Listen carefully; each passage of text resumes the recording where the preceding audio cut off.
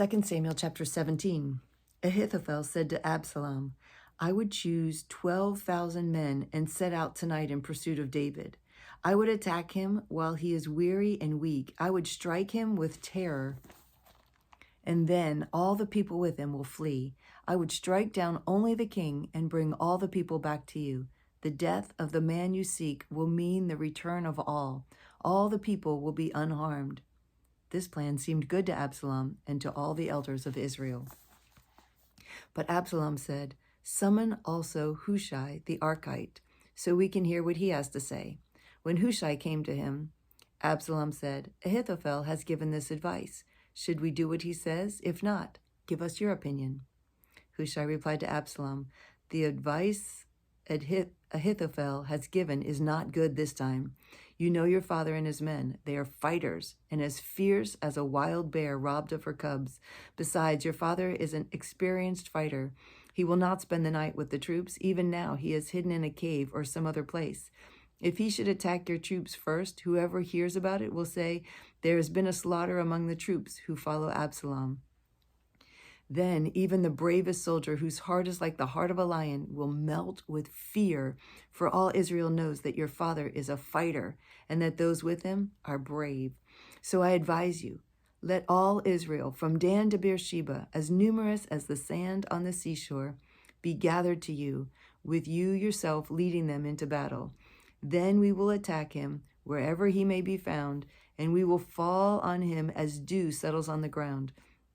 Neither he nor any of his men will be left alive. If he withdraws into a city, then all Israel will bring ropes to that city, and we will drag it down to the valley until not even a place of it can be found.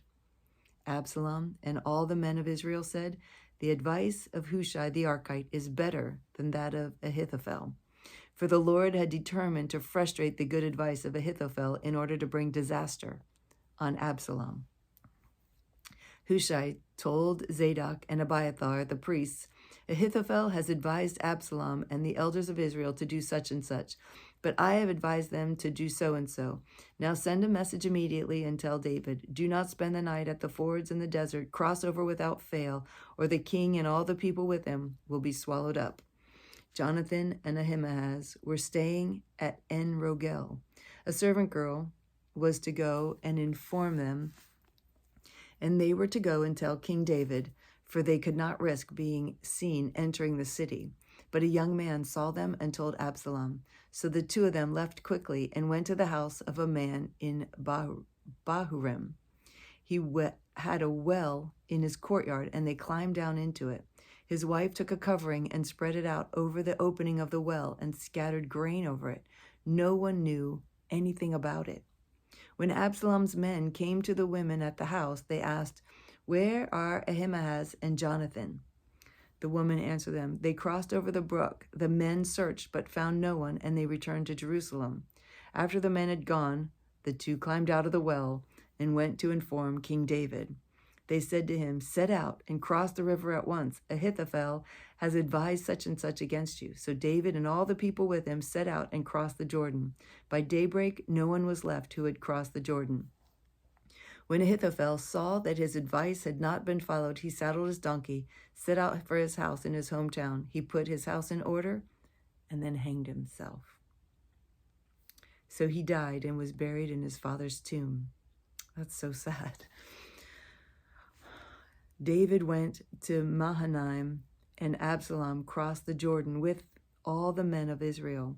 Absalom had appointed Amasa over the army in place of Joab.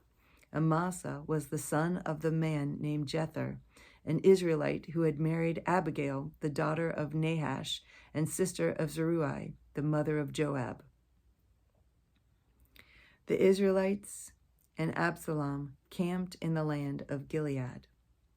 When David came to Mahanaim, Shobi, son of Nahash, from Rabbah of the Ammonites, and Machir, son of Amiel, from Lo-debar, and Barzillai, the Gileadite, from Rogelim, brought bedding and bowls and articles of pottery. They also brought wheat and barley, flour and roasted grain, beans and lentils, honey and curds, sheep and cheese from cow's milk for David and his people to eat. For they said, the people have become hungry and tired and thirsty in the desert. Chapter 18. David mustered the men who were with him and appointed over them commanders of thousands and commanders of hundreds. David sent the troops out, a third under the command of Joab, a third under Joab's brother Abishai, son of Zeruiah, and a third under Ittai the Gittite. The king told the troops, I myself will surely march out with you. But the men said, you must not go out. If we are forced to flee, they won't care about us. Even if half of us die, they won't care. But you are worth 10,000 of us. It would be better for you to give us support from the city. The king answered, I will do whatever seems best to you. So the king stood beside the gate while all the men marched out in units of hundreds and of thousands. The king commanded Joab, Abishai, and Ittai, be gentle with the young man Absalom for my sake. And all the troops heard the king giving orders concerning Absalom to each of the commanders. The army marched into the field to fight Israel, and the battle took place in the forest of Ephraim. There the army of Israel was defeated by David's men, and the casualties that day were great, 20,000 men. The battle spread out over the whole countryside, and the forest claimed more lives that day than the sword. Wow. Now Absalom happened to meet David's men. He was riding his mule, and as the mule went under a thick branch of a large oak, Absalom's head got caught in the tree. He was left hanging in midair, while the mule he was riding kept on going. When one of the men saw this, he told Joab, I saw Absalom hanging in an oak tree. Joab said to the man who had told him that, what? You saw him? Why didn't you strike him to the ground right there? Then I would have had to give you 10 shekels of silver with a warrior's belt. But the man replied, even if 1,000 shekels were weighed out into my hands, I would not lift my hand against the king's son. In our hearing, the king commanded you and Abishai and Ittai, protect the young man Absalom for my sake. And if I had put my life in jeopardy and nothing is hidden from the king, you would have kept your distance from me. Joab said, I am not going to wait like this for you. So he took 3 javelins in his hand and plunged them into Absalom's heart while Absalom was still alive in the oak tree. And 10 of Joab's armor-bearers surrounded Absalom, struck him, and killed him. Then Joab sounded the trumpet, and the troops stopped pursuing Israel, for Joab halted them. They took Absalom, threw him into a big pit in the forest, and piled up a large heap of rocks over him. Meanwhile, all the Israelites fled to their homes. During his lifetime, Absalom had taken a pillar and erected it in the king's valley as a monument to himself, for he thought, I have no son to carry on the memory of my name. He named the pillar after himself, and it is called Absalom's monument to this day. Now Ahimaaz, son of Zadok, said, let me run and take the news to the king that the Lord has delivered him from the hand of the enemies. You are not the one to take the news today, Joab said to him. You may take the news another time, but you must not do so today because the king's son is dead. Then Joab said to a Cushite, go, tell the king what you have seen. The Cushite bowed down before Joab and ran off. Ahimaaz, son of Zadok, again said to Joab, come what may, please let me run behind the Cushite. But Joab replied, my son, why do you want to go? You don't have any news that will bring a reward.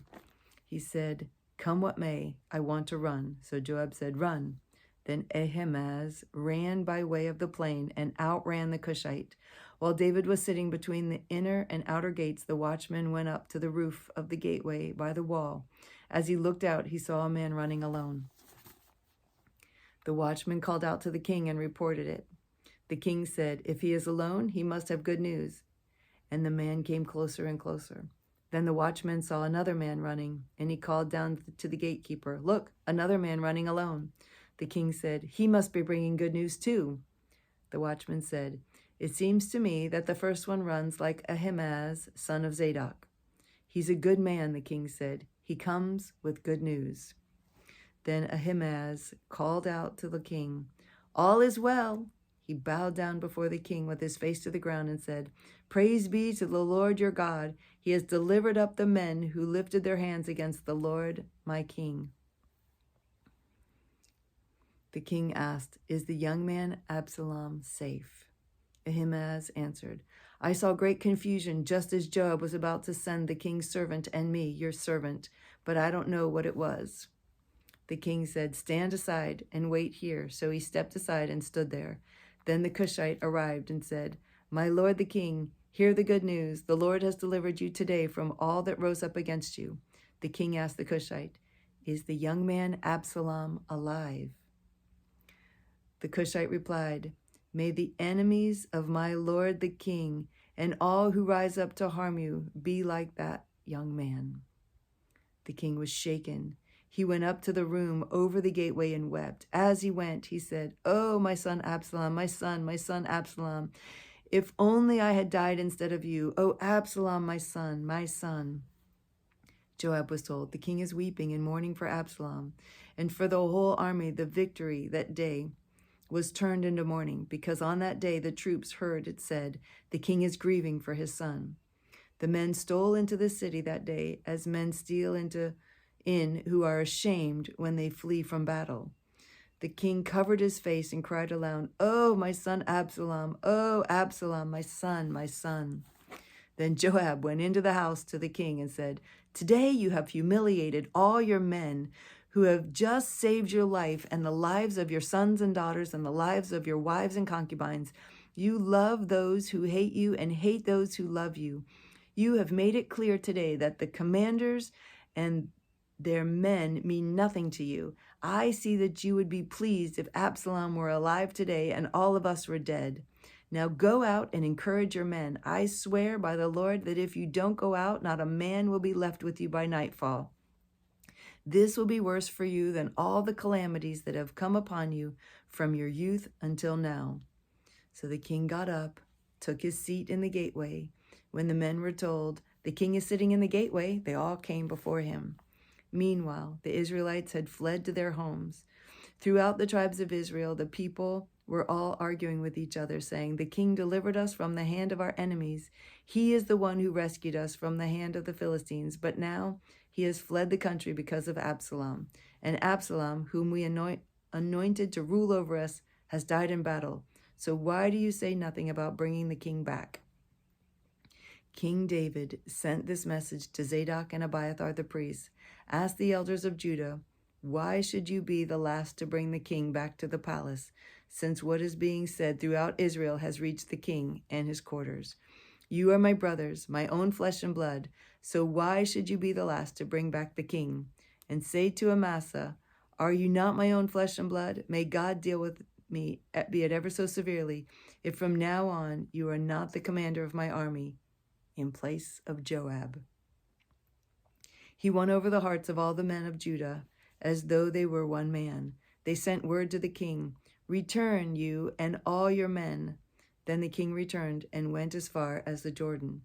Now the men of Judah had come to Gilgal to go out and meet the king and bring him across the Jordan. Shimei, son of Gera, the Benjamite from Bahurim, hurried down with the men of Judah to meet King David. With him were 1,000 Benjamites, along with Ziba, the steward of Saul's household, and his 15 sons and 20 servants. They rushed to the Jordan where the king was. They crossed at the ford to take the king's household over and to do whatever he wished. When Shimei, son of Gera, crossed the Jordan, he fell prostrate before the king and said to him, "May my lord not hold me guilty. Do not remember how your servant did wrong on the day my lord the king left Jerusalem. May the king put it out of his mind, for I, your servant, know that I have sinned. But today I have come here as the first of the whole house of Joseph to come down and meet my lord the king." Then Abishai, son of Zeruiah, said, "Shouldn't Shimei be put to death for this? He cursed the Lord's anointed." David replied, What do you and I have in common, you sons of Zeruiah? This day you have become my adversaries. Should anyone be put to death in Israel today? Do I not know that today I am king over Israel? So the king said to Shimei, "You shall not die." And the king promised him on oath. Mephibosheth, Saul's grandson, also went down to meet the king. He had not taken care of his feet, or trimmed his mustache, or washed his clothes from the day the king left until the day he returned safely. When he came from Jerusalem to meet the king asked him, "Why didn't you go with me, Mephibosheth?" He said, "My lord the king, since I your servant am lame, I said, I will have my donkey saddled and will ride out on it so I can go with the king. But Ziba my servant betrayed me, and he has slandered your servant to my lord the king. My lord the king is like an angel of God to do whatever pleases you. All my grandfather's descendants deserved nothing but death from my lord the king, but you gave your servant a place among those who eat at your table. So what right do I have to make any more appeals to the king?" The king said to him, "Why say more? I order you and Ziba to divide the fields." Mephibosheth said to the king, "Let him take everything, now that my lord the king has arrived back home safely."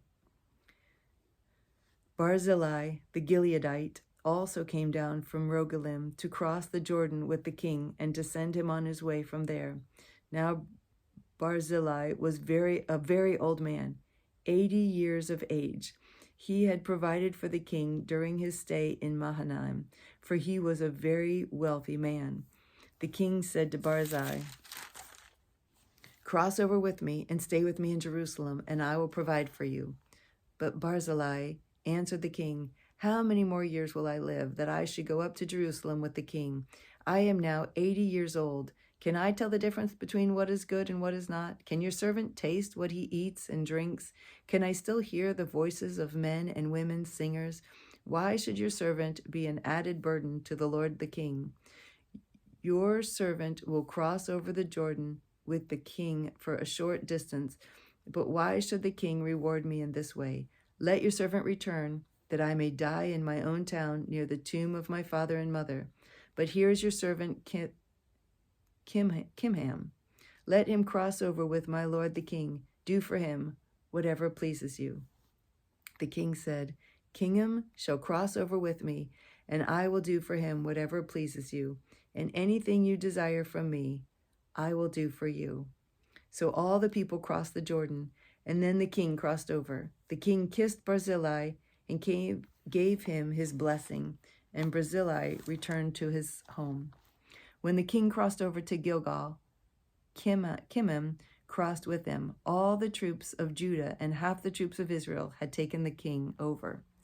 Soon all the men of Israel were coming to the king and saying to him, "Why did our brothers, the men of Judah, steal the king away and bring him to his household across the Jordan, together with all his men?" All the men of Judah answered the men of Israel, "We did this because the king is closely related to us.